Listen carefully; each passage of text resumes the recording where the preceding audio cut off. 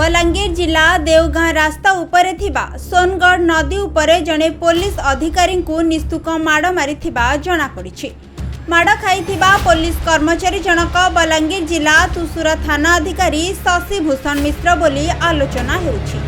एने देवगां पुलिस माड़ खाइथिबा पुलिस को उद्धार करी देवगां थाना को नेइथिबा बेले माड़ मारिथिबा किछि युवकन को अटक रखिछि।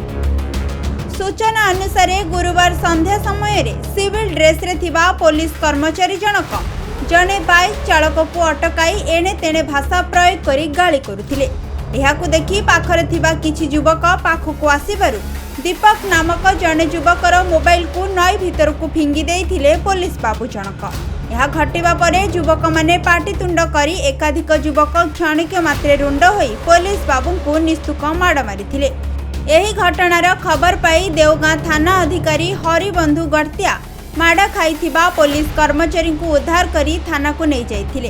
तेबे एही घटना को नहीं देवगां अंचल रे चांचल्य सृष्टि हेबा सहित उत्तेजना प्रकाश पाइथिला। बलांगीरु गुप्तेश्वर पृष्ठଙ୍କ रिपोर्ट खबर ओडिशा।